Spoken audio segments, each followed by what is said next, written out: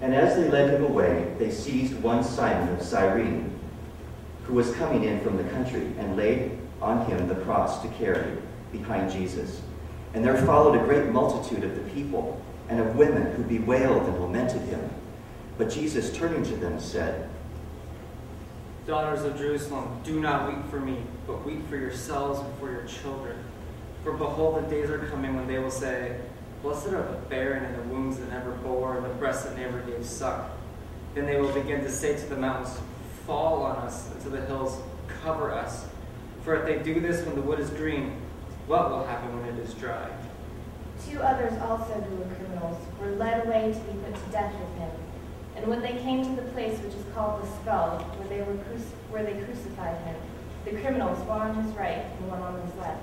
And Jesus said, Father, forgive them, for they know not what they do.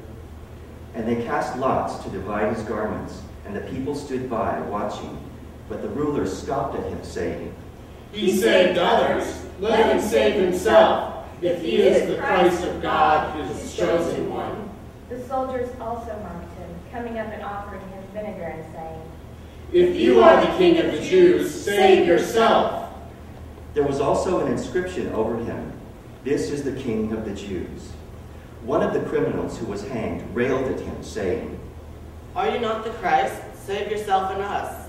But the other rebuked him, saying, Do you not fear God, since you are under the same sentence of condemnation?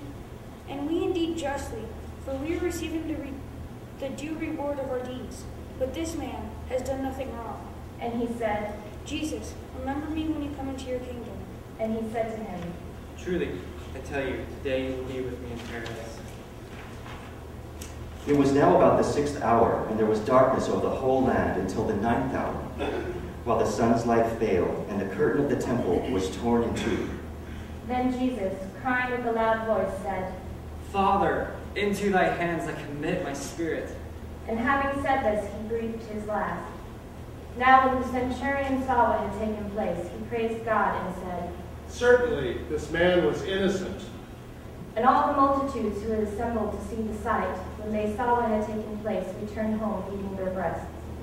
And all his acquaintances and the women who had followed him to Galilee stood at a distance and saw these things. Now there was a man named Joseph from the Jewish town of Arimathea, and he was a member of the council, a good and righteous man, who was not consented to their purpose indeed. He was looking for the kingdom of God. This man went to Pilate and asked for the body of Jesus. Then he took it down and wrapped it in a linen shroud and laid him in a rock-hewn tomb where no one had ever been laid. It was the day of preparation, and the Sabbath was beginning. The women who had come with him from Galilee followed and saw the tomb and how his body was laid. Then they returned and prepared spices and ointments. On the Sabbath they rested according to the commandment.